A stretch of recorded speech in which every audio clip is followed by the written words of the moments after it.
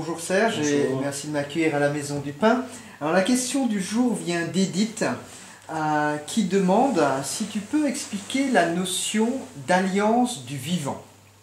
Alliance au vivant. Expliquer la notion du concept d'alliance au vivant, c'est une question qui va demander, il va falloir du temps. D'abord le vivant, par rapport à l'existence de l'homme, en définitive, est une forme d'automatisme et d'acceptation de tout un ensemble de schémas qui peuvent être revus et corrigés. Le mot existence peut être lu à deux niveaux. Le premier, c'est être debout, être vivant. Ce n'est pas le sens qui nous intéresse, les mots ont toujours un sens plus profond, il y a une surface et un fond. Le deuxième, c'est existere, qui veut dire mise en exil, et pour nous, le quotidien qui est l'existence de la personne qui s'accepte comme elle est, étant née, étant un homme, étant une femme, étant ceci, cela, et qui accepte, du point de vue du sens de l'ego, tout l'ensemble des schémas qui s'élèvent en elle, et dans l'exil du vivant, qui est lui fondamentalement différent, qui n'a pas de caractère, qui n'a pas d'identité, mais qui est le fond même de ce qu'on appelle le vivant, l'animé, qui est le fond, qui est derrière le fait que tout soit animé. Il y a un support qui pour nous est le vivant. Quand Jésus dit « Fends le bois, je suis là, soulève la pierre, tu me trouveras là », il parle bien évidemment pas de sa personne physique, donc de quoi parle-t-il? En définitive, il parle simplement de ce que lui a connu, c'est-à-dire l'état vivant. Fendre le bois, non pas pour se chauffer dans un hiver à terme et hypothétique, mais juste dans le geste de fendre le bois, et que là. Voilà. Soulever la pierre, non pas pour construire un mur ou pour tout un tas d'autres raisons, mais soulever la pierre simplement dans le fond de soulever la pierre, à la fois dans le geste physique, dans le geste intérieur, la relation au geste physique. C'est dans ce fond-là que se tient ce que nous appelons le vivant, avec un V majuscule, qui n'est pas le vivant des biologistes. L'alliance se tient à ce niveau-là. Et on en reviendra donc toujours à la même chose, la nécessité de déconstruire et de déstructurer d'abord tout l'ensemble de la croyance dans le sens de l'ego.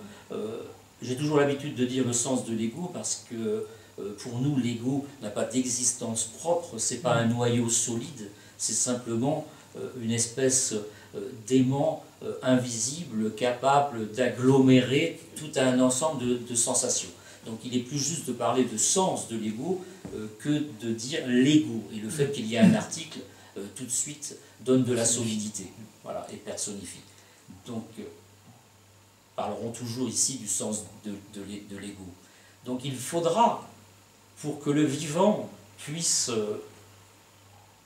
au début, s'intercaler, il faudra bien qu'il y ait d'abord une connaissance de soi, priorité, parce que comment peut-on déconstruire quelque chose que l'on ne connaît pas? Donc une connaissance de soi, de l'homme divisé, de l'homme dans l'existence, de l'homme divisé. Quand cette connaissance de soi est établie et acceptée, parce que nous ne sommes pas prêts à accepter l'orgueil, l'égoïsme, la peur, la lâcheté, et puis aussi ce qu'on appelle les qualités, c'est très difficile de se dire « eh bien je suis tout cet ensemble-là », mais pourtant ce travail doit être fait.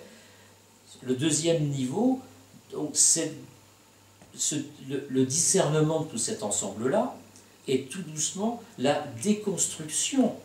Donc il faudra là comprendre l'inutilité de certains caractères, de certaines croyances qui nous font être tous les jours une sorte de détricotage en définitive, refaire d'un pull qui n'est pas si vrai que ça, une pelote de laine qui, elle, a toute sa réalité.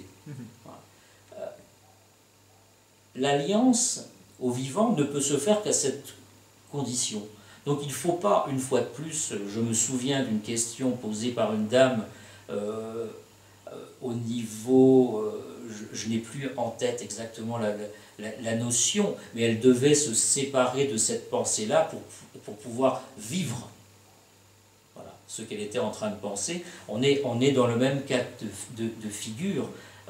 Chercher sur l'alliance, on arrivera à une très belle définition étymologique du terme, qui peut aider, mais qui en définitive n'amènera rien de particulier. Il faut qu'il y ait d'abord cette vision de soi, ensuite cette déstructuration de soi, pour que, au moment où s'écroule le château de cartes, voilà, il y ait quelque chose qui a toujours été là et qui, en définitive, est véritablement le fil conducteur de l'alliance. Et le terme alliance dans la tradition apparaît depuis toujours parce qu'il s'agit bien de ça, il s'agit bien de l'ultime, mettons le mot, certains vont mettre Dieu, ultime, je ne sais trop quoi, peu importe en définitive, le mot mystère à la limite est peut-être le plus exact, il y a bien donc cette alliance avec le fond commun de tous et de tout. Il faut regarder dans cette direction-là, regarder vers ce regard-là, même si on ne le connaît pas, même si on ne le ressent pas, même s'il n'a pas encore de parfum, et pour pouvoir regarder dans ce sens-là, pour qu'il y ait un jour cette... pour moi, le mot alliance dans le travail est toujours en relation avec le mot alliage. Puisqu'à un moment donné, il s'agit bien que le Fils et le Père soient un, comme le dit le texte traditionnel. Donc il s'agit bien à un moment donné d'un alliage, de l'un et de l'autre. Mais pour qu'il y ait cet âge-là, de cet alliage, et pour que le Fils regarde dans la direction du Père, il n'a pas deux têtes, il n'a pas la possibilité de regarder ce qui, à partir de là, est plus ancien, donc ce qu'il était avant. Donc on en revient toujours, incontestablement, à cette déconstruction de tout l'ensemble des croyances de soi. Alors interviendra l'alliance par l'alliage, mais c'est jamais, jamais à notre heure, et tu le sais très bien, c'est jamais à notre heure. Quel que soit ce qu'on appelle l'expérience particulière, on ne peut même pas dire spirituelle, elle intervient toujours dans des moments où l'homme, entre guillemets, ne l'attend pas. Voilà pour l'alliance.